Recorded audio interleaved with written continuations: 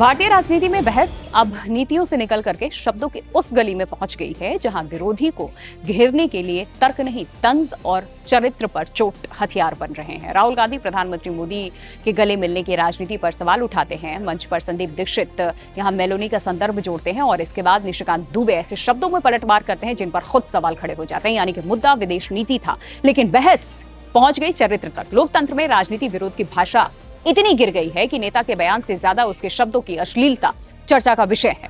भारतीय राजनीति में अब विरोधी को हराने के लिए चुनाव काफी नहीं है, भाषण काफी नहीं है, तर्क भी काफी नहीं है। अब शब्दों से चरित्र का पोस्टमार्टम किया जाता है। तस्वीर सामने आती है, राहुल गांधी प्रधानमंत्री नरेंद्र मोदी की विदेश नीति पर तंज कसते हैं, गले मिलने को विदेश नीति का प्रतीक बताते हैं। मंच पर संदीप दीक्षित राहुल गांधी को गले लगाते हैं और फिर इटली के प्रधानमंत्री जॉर्जिया मेलोनी का संदर्भ आ जाता है और इसी के बाद बीजेपी की तरफ से हमला होता है और निशिकांत दुबे अपने सोशल मीडिया प्लेटफॉर्म एक्स में शब्द ऐसे इस्तेमाल करते हैं जिनमें राजनीतिक कटाक्ष और निजी चरित्र पर टिप्पणी के बीच की जो रेखा है बेहद धुंधली हो जाती है। और तो और ये मुद्दा इटली तक पहुंच गया। इटली दूतावास ने राहुल गांधी की जॉर्जिया मेलोनी को लेकर की गई टिप्पणी पर नाराजगी जताई। दूतावास का यह कहना है कि राहुल गांधी की टिप्पणी असम्मानजनक थी और भारत की घरेलू राजनीतिक बहस में इटली के प्रधानमंत्री को इस तरीके से घसीटना उचित नहीं था। अब जरा ठहर कर आप सोचिए, मूल मुद्दा क्या था? विदेश नीति। लेकिन बहस कहां पहुंच गई? गले मिलने से लेकर के कामाग्नि और फिर जठराग्नि जैसे शब्दों तक, भारत की पूर्व पीएम के लिए ओछी शब्दों का इस्तेमाल करने तक, शब्दों से चरित्र हरण करने की कोशिश हुई। यही भारतीय राजनीति की सबसे बड़ी विडंबना है। राहुल गांधी का प्रधानमंत्री मोदी की विदेश यात्राओं और उनकी व्यक्तिगत शैली पर सवाल उठाना राजनीतिक बहस का हिस्सा हो सकता है।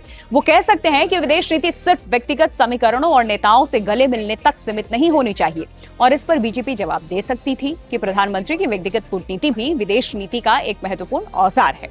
बस यहीं तक रहती ये चीजें तो लोकतंत्र मजबूत होता। लेकिन मंच पर एक नेता दूसरे नेता को गले लगाता है, फिर तीसरे देश के महिला प्रधानमंत्री का संदर्भ आता है और देखते ही देखते राजनीतिक व्यंग चरित्र की बहस में बदल जाता है और फिर पलटवार जो भाषा होती है वो निचले स्तर पे आ जाती है। निशिकांत दुबे का राजनीतिक अधिकार है कि वो राहुल गांधी के बयान का जवाब दे। बीजेपी को पूरा अधिकार है कि वो कांग्रेस के मंच पर हुई टिप्पणी को महिला विरोधी बताए। कांग्रेस भी जवाब दे सकती है कि बीजेपी मुद्दे से ध्यान भटका रही है। लेकिन सवाल यह है कि क्या जवाब देने के लिए किसी के चरित्र को कटघरे में खड़ा करना जरूरी है?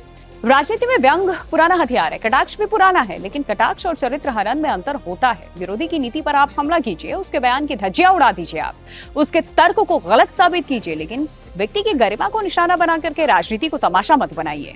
और ये बात सिर्फ बीजेपी के लिए नहीं, कांग्रेस भी दूध की धूली नहीं है, सबके लिए। राहुल गांधी खुद जब प्रधानमंत्री की व्यक्तिगत शैली के बारे में या फिर बार बार राजनीतिक तंज उस पर करते हैं, राजनीति का विषय बना देते हैं, तो उन्हें भी ये समझना होगा कि राजनीति में इस्तेमाल किया गया हर व्यक्तिगत कटाक्ष वापस लौटता है।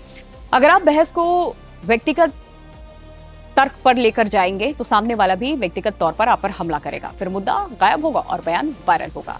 यही आज हो रहा है। विदेश नीति पर चर्चा होनी थी, लेकिन चर्चा इस बात की हो रही है कि किसने किसे गले लगाया, किसने किस महिला नेता का नाम लिया और किसने किस शब्द का इस्तेमाल किया। यानी देश की विदेश नीति फिर पीछे छूट गई और नेताओं की शब्दावली फ्रंट पेज बन गई।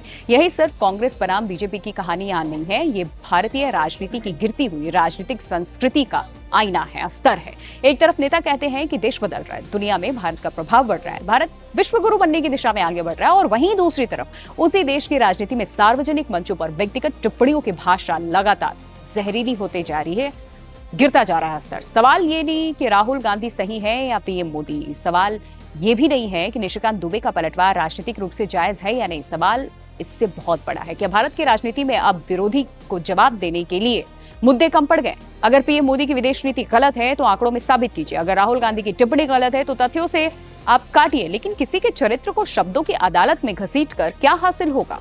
राजनीति में शब्द सिर्फ शब्द नहीं होते, वो सार्वजनिक संस्कृति बनाते हैं। नेता जिस भाषा को सामान्य करते हैं वही भाषा धीरे धीरे समाज की राजनीतिक बातचीत में उतरती है। इसीलिए दोनों पक्षों को आईना देखने की आज जरूरत है। कांग्रेस को भी समझना होगा कि प्रधानमंत्री पर व्यक्तिगत तंज हमेशा राजनीतिक रूप से ऊंची बहस बनता है। किसी महिला का रेफरेंस लेकर और उस पर ओछे तरीके से हंस देना, किसी महिला का किसी से गले मिलने का मजाक बनाना कहीं से भी ठीक नहीं है। और बीजेपी को भी समझना होगा कि हर राजनीतिक वार का जवाब उससे ज्यादा जहरीली भाषा में देना ताकत नहीं, कमजोरी दिखाई दे सकता है।